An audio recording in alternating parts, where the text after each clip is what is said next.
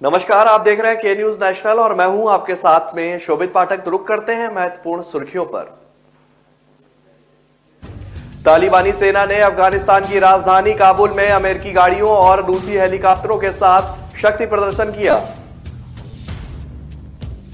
नेपाल के मस्तांग जिले में रविवार दोपहर एवलांच यानी कि हिमस्खलन हुआ। इसकी चपेट में आने से 11 लोग घायल हो गए। ब्रिटेन में रविवार को लिवरपूल के महिला अस्पताल के बाहर हुए धमाके को पुलिस ने आतंकी घटना करार दिया। चीन में 28 दिनों में कुल 1280 मामले आए हैं। दूसरे देशों की तुलना में काफी कम संक्रमण होने के बावजूद भी चीन में कोविड को लेकर किसी प्रकार की ढिलाई नहीं बरत रहा है।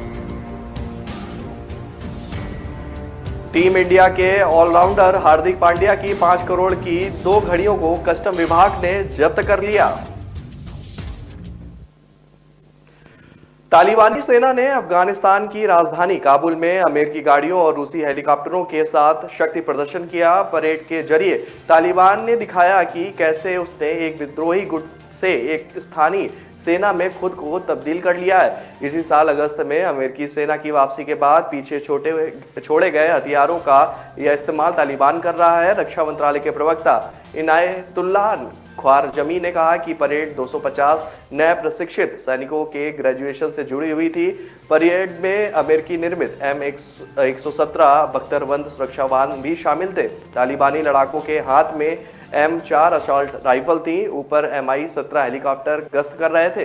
तालिबानी सेना ने अब जिन हथियारों और उपकरणों का प्रयोग कर रही है उनमें से ज्यादातर हथियार और उपकरण अमेरिका ने पूर्व अफगान सरकार को सप्लाई किए थे। तालिबान अब अफगान नेशनल आर्मी के पायलट, मैकेनिक्स और अन्य विशेषज्ञों को भी नई सेना में शामिल करेगा।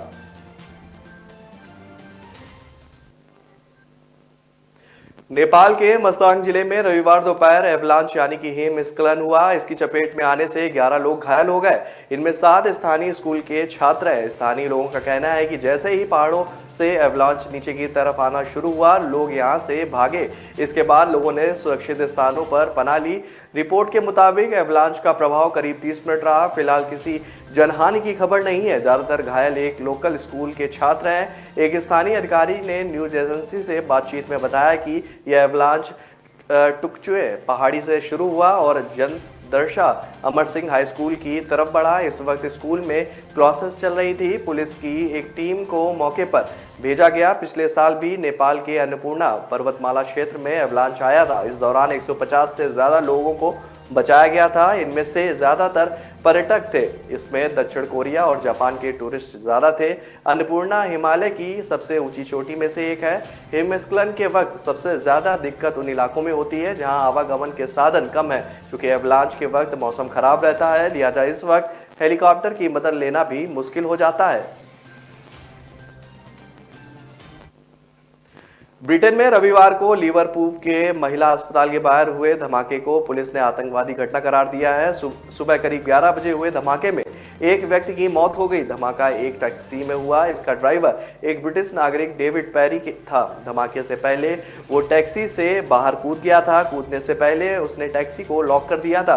पेरी को ब्रिटेन में हीरो कहा जा रहा है। लोगों का कहना है कि पेरी की वजह से कई लोगों की जान बच गई।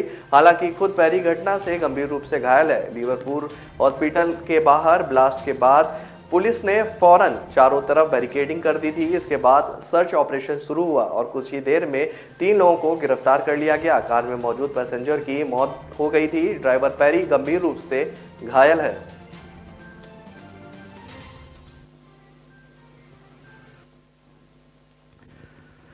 चीन में 28 दिनों में कुल 1280 मामले सामने आए हैं। दूसरे देशों की तुलना में काफी कम संक्रमण होने के बावजूद चीन कोविड को लेकर किसी प्रकार की ढिलाई नहीं बरत रहा है। यही नहीं, 2019 के अंत तक वुहान में संक्रमण फैलने के बाद कोरोना की रोकथाम के लिए बनाई गई कोविड जीरो नीति को लगातार सख्त कर रहा है। चीन ने नजदीकी संपर्क का दायरा बढ़ा दिया है। अब संक्रमित व्यक्ति के 1 किमी के दायरे में आने वाले लोगों की टेस्टिंग की जा रही है और पूरे इलाके को क्वारंटाइन किया जा रहा है। मौजूदा वक्त में पूर्वोत्तर चीनी शहर डालियान कोरोना की चपेट में है। यहाँ हर रोज 22 मामले आ रहे हैं। स्थानीय प्रशासन ने पूरा शहर सील कर दिया है। यहां तक कि डालियान में यूनिवर्सिटी में 10,000 से अधिक छात्रों को कैद कर लिया गया है। आपको बता दें कि दुनिया भर के देश जहां अपने बॉर्डर खोल रहे हैं, वहीं चीन ने अब तक अपने बॉर्डर खोलने पर कोई फैसला नहीं लिया है। दूसरे देशों से गैर कानूनी तरीके से आने वाले लोगों को रोकने के लिए सीमा पर पेट्रोलिंग बढ़ा दी गई है। रूस से सटे शहर हीहे में कोविड प्रकोप के जिम्मेदार लोगों की सूचना देने पर 15 लाख का इनाम भी रखा गया है। टीम इंडिया के ऑलराउंडर हार्दिक पांड्या की 5 करोड़ की 2 घड़ियों को कस्टम विभाग ने जब्त कर लिया। कस्टम विभाग के अनुसार हार्दिक के पास इस घड़ी के बिल नहीं थे और ना ही इन घड़ियों को उन्होंने अपने सामान में डिक्लेयर किया था। हालांकि पांड्या ने इनकी कुल कीमत 1.80 करोड़ रुपए बताई है। एक घड़ी 1.40 लाख की है और दूसरी 40 लाख की है। आईसीसी टी20 वर्ल्ड कप से बाहर होने के बाद भारतीय टीम स्वदेश लौट आई है। हार्दिक पांड्या भी रविवार देर रात टीम के साथ ही लौटे थे, लेकिन कस्टम विभाग ने उन्हें रोका और उनके दोनों घड़ियों को डिटेन कर दिया गया। डिटेन की गई दोनों घड़ियों की कीमत 5 करोड़ आकी गई थी। टीम 20 वर्ल्ड कप में हार्दिक पांड्या ने अपनी खराब फिटनेस और फॉर्म दोनों से निराश किया था। 5 मैचों की 3 पारियों में पांड्या 34.50 की औसत के साथ सिर्फ 69 रन ही बना पाए थे। तो रुक रहे हैं छोटे से ब्रेक के लिए। ब्रेक के बाद जल्द हाजिर होंगे। के रेडियो माहिती, मनोरंजन और मस्ती का ट्रायो। के रेडियो कहीं भी कभी भी, दिन हो मंगलमय से लेकर गुजरा हुआ जमाना तक का सफर। के रेडियो आप सुन रहे हो के रेडियो। जल्द शुरू हो रहा है के न्यूज की सुरीली भेंट। के रेडियो आप सुन रहे हो के रेडियो, कहीं भी कभी भी। आप हमें डाउनलोड कर सकते हैं। लाइक कीजिए, कमेंट कीजिए, सब्सक्राइब कीजिए और सुनिए के रेडियो कहीं भी कभी भी। मैं हूँ आपकी आरजे जलपा। रे रे रे रे मारी सवार, ये गाना सुना ही होगा आपने। चलो सुबह हो गई, मस्ती की कश्ती, दिन का सफर सुहाना, एक शहर एक नजर, जनवाणी, सुनहरी दोपहरी, ये शाम मस्तानी, ढल गया दिन, नगमों की बारात, गुजरा हुआ जमाना, फिर वही रात है, मनोरंजन, माहिती और मस्ती के साथ। आप सुन रहे हो के रेडियो, कहीं भी कभी भी। ब्रेक के बाद फिर स्वागत है आपका। रुक करते हैं आगे की खबरों पर। भारतीय वायुसेना के लड़ाकू विमान आज से पूर्वांचल एक्सप्रेसवे से उड़ान भरकर अपनी ताकत दिखाएंगे। 30 से ज्यादा लड़ाकू विमान प्रधानमंत्री नरेंद्र मोदी के पहुंचने के बाद फ्लाइट पास्ट करेंगे। इसके तहत 3.2 किलोमीटर लंबी एयर स्ट्रिप पर C-130 जे हरकुलिस के उतरने के बाद अन्य विमान टच एंड गो ऑपरेशन की तैयारी शुरू कर देंगे। यह एयर शो दुनिया को संकेत देगा कि भारत ने सामरिक दृष्टि से एक कदम आगे बढ़ाते हुए अपनी ताकत को बढ़ाया है। एक्सप्रेसवे में 2 मार्चों पर जंग होने की स्थिति में महत्वपूर्ण भूमिका निभाएगा। उत्तरी और पूर्वी बॉर्डर के नजदीकी होने के वजह से यहां से दोनों ही फ्रंट और पर आसानी से फाइटर जेट्स ऑपरेट किए जा सकेंगे। डोकलाम विवाद के बाद चीन से शीजियांग प्रांत और तिब्बती क्षेत्र में 16 एयरबेस तैयार किए गए हैं। इनमें 16,000 फीट की ऊंचाई पर अलीगुसा, बुरांग, ताजांग जैसे बड़े बेस शामिल है। बॉलीवुड स्टार शाहरुख खान की मैनेजर पूजा ददलानी को ड्रग्स क्रूज मामले में 2 बार सम्मन भेजा जा चुका है। मुंबई पुलिस का कहना है कि ददलानी अब तक पूछताछ के लिए पेश नहीं हुई है। उन्होंने और ज्यादा समय मांगा है। अब उन्हें तीसरा सम्मन भी भेजा जा सकता है। आरोप है कि आर्यन खान को छुड़ाने के लिए पूजा ददलानी ने केपी गोसावी को 50 लाख रुपए की रकम दी थी। मालूम हो कि इस मामले में अब तक 20 लोगों के बयान दर्ज हो चुके हैं।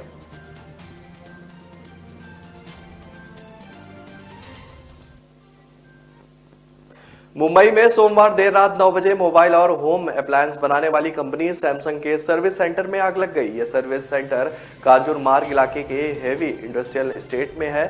आग से कितना नुकसान हुआ है, इसकी जानकारी अब तक सामने नहीं आ पाई है। आग पर अब तक काबू नहीं पाया जा चुका है। अंदर से धमाके की आवाजें भी आ रही थी। मुंबई जोन 7 के डीसीपी प्रशांत कदम ने बताया कि हमें रात करीब 9 बजे कांजूर मार्ग स्थित सैमसंग सर्विस सेंटर में शॉर्ट सर्किट के कारण आग लगने की जानकारी मिली। घटनास्थल पर अभी 10-12 दमकल वाहन मौजूद हैं। स्थानीय लोगों को शिफ्ट कर दिया गया है। बचाव अभियान जारी है। हादसे में अब तक किसी के घायल होने की सूचना भी नहीं है। ऑनलाइन डिलीवरी के लिए कि इसमें ऑर्डर किए जाते थे, उन इलेक्ट्रॉनिक वस्तुओं को यहाँ रखा जाता था, यानी गोदाम के तौर पर इस जगह का इस्तेमाल हो रहा था।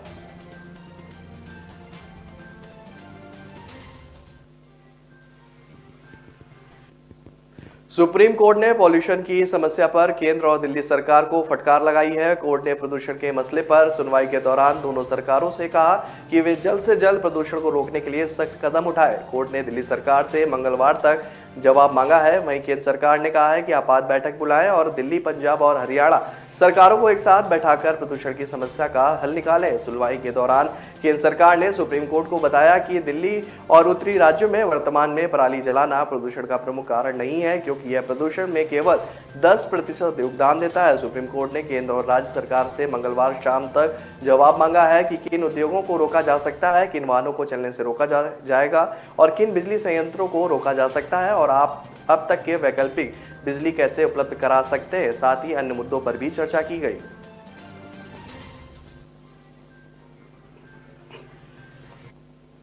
चीन इस समय कोरोना वायरस के सबसे तेजी से फैलने वाले डेल्टा वेरिएंट से जूझ रहा है। इसके चलते चीन के पूर्वी इलाकों के कुछ क्षेत्रों में लोगों की आवाजाही पर रोक लगा दी गई है। यह वेरिएंट पिछले हफ्ते देश भर में पैर पसार रहा है। महामारी की शुरुआत से अब तक चीन में 98,315 मामले सामने आ चुके हैं। आर्टिफिशियल डेटा के अनुसार राइटर ने बताया कि 17 अक्टूबर और 14 नवंबर के बीच डेल्टा वेरिएंट के कुल 1,308 मामले सामने आए, जो गर्मी के सीजन में आए। 1,280 मामले भी ज्यादा हैं। इस तरह यह चीन का सबसे तेजी से फैलने वाला संक्रमण बन गया है। 14 नवंबर तक चीन में 98,315 कोरोना वायरस मामलों को कंफर्म किया गया है, जिसमें देश के और विदेश से आने वाले लोग भी शामिल हैं। साथ ही अब तक 4,636 मौतें दर्ज की गई हैं।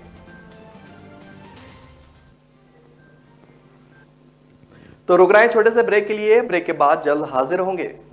ऐश का न द्वेष का, यह दंगल है देश का। सुलगती समस्याओं के झुलसते सवालों का होगा दंगल देश का। प्रशासन के प्रश्नों को लेकर होगा दंगल देश का। शिक्षा, स्वास्थ्य, समाज, कानून और व्यवस्था के आज क्या है हालात। सोमवार से शुक्रवार रोज रात 8 बजे जलपा क्षत्रिय के साथ दंगल देश का। के रेडियो माहिती, मनोरंजन और मस्ती का ट्रायो। के रेडियो कहीं भी कभी भी, दिन हो मंगलमय से लेकर गुजरा हुआ जमाना तक का सफर। के रेडियो आप सुन रहे हो के रेडियो। जल्द शुरू हो रहा है के न्यूज की सुरीली भेंट। के रेडियो आप सुन रहे हो के रेडियो, कहीं भी कभी भी। आप हमें डाउनलोड कर सकते हैं। लाइक कीजिए, कमेंट कीजिए, सब्सक्राइब कीजिए और सुनिए के रेडियो कहीं भी कभी भी। मैं हूँ आपकी आरजे जलपा। रे रे रे रे मारी सवार, ये गाना सुना ही होगा आपने। चलो सुबह हो गई, मस्ती की कश्ती, दिन का सफर सुहाना, एक शहर एक नजर, जनवाणी, सुनहरी दोपहरी, ये शाम मस्तानी, ढल गया दिन, नगमों की बारात, गुजरा हुआ जमाना, फिर वो ही रात है, मनोरंजन, माहिती और मस्ती के साथ। आप सुन रहे हो के रेडियो, कहीं भी कभी भी।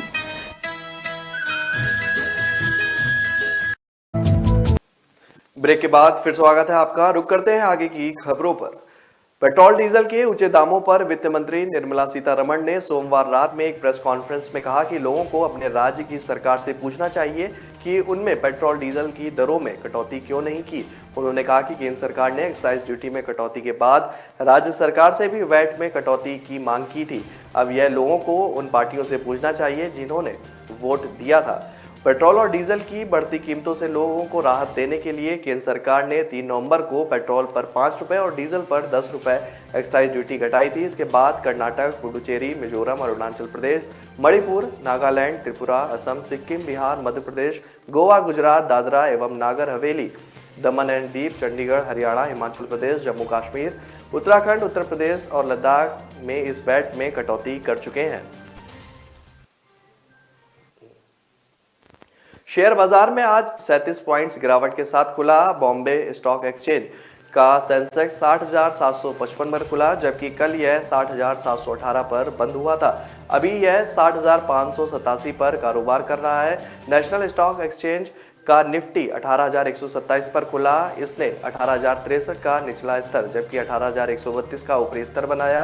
यह 18,076 पर कारोबार कर रहा है। सेंसेक्स के 30 शेयर्स में 16 शेयर्स में गिरावट में कारोबार कर रहे हैं जबकि 14 शेयर्स बढ़त के साथ कारोबार कर रहे हैं। गिरावट वाले प्रमुख शेयर्स में SBI, Power Grid, Reliance Industries, Kotak bank और एचडीएफसी है। बढ़त वाले प्रमुख शेयर्स में Larsen and Toubro, Maruti, Bajaj Finserv, Tata Steel और नेस्ले इंडिया है।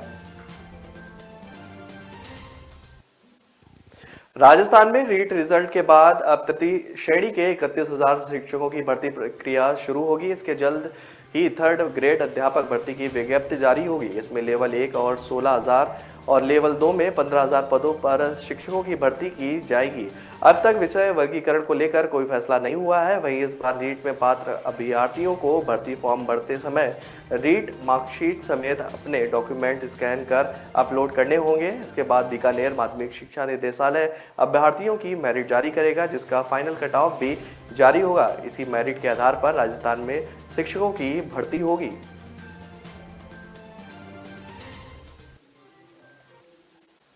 राजस्थान में 8 साल के लंबे इंतजार के बाद इंटरनेशनल क्रिकेट मैच का आयोजन होने जा रहा है। जयपुर के सवाई मानसिंह स्टेडियम में 17 नवंबर को टीम इंडिया न्यूजीलैंड के साथ T20 इंटरनेशनल मैचों की सीरीज का पहला मैच खेलेगी, जिसमें टीम इंडिया के नवनियुक्त कोच राहुल द्रविड़ और कप्तान रोहित शर्मा की पहली परीक्षा होगी। प्रैक्टिस सेशन में पहले मैदान में पहुंचे टीम इंडिया के कोच राहुल द्रविड़ ने सबसे पहले पिच क्यूरेटर का तापुपेश चटर्जी से पिच की जानकारी ली। उन्होंने कहा कि मैदान में ओस कितनी रह सकती है, जिस पर चटर्जी ने कहा कि मैच 7 बजे शुरू होगा, ऐसे में मैच की शुरुआत से ही ओस पड़ना तय है। इस दौरान द्रविड़ के साथ टीम इंडिया की batting coach Vikram Rathour, bowling coach Paras Mhambrey भी मौजूद रहे। मुरैना में ठगी का ऐसा मामला सामने आया है जिसमें ना तो पासवर्ड पूछा गया और ना ही कार्ड नंबर बताया गया, फिर भी बैंक खाते से रुपए निकल गए। मुरैना में रिटायर्ड टीचर के खाते से 6,21,000 रुपए उड़ा दिए गए। इसका खुलासा तब हुआ जब वह पासबुक एंट्री करवाने बैंक पहुंचे। असल में टीचर का बैंक खाते में लिंक मोबाइल नंबर वाली सिम 2 साल से बंद पड़ी थी। ऐसे में कंपनी में वह नंबर दूसरे को अलॉट कर दिया गया। उस शख्स ने अपने नंबर से नेट बैंकिंग शुरू करवा ली। इसके बाद 3 बार में रुपए निकाले गए हैं। जिले के इकहरा गांव के रहने वाले तहसीलदार सिंह तोमर पुत्र सेवाराम सिंह रिटायर्ड टीचर हैं। मुरैना की एसबीआई की प्रमुख शाखा में उनका सेविंग अकाउंट है। तहसीलदार सिंह तोमर शिवपुर के माध्यमिक विद्यालय में टीचर थे। यह उनका सैलरी अकाउंट था जिसमें कि पैसे गायब किए गए।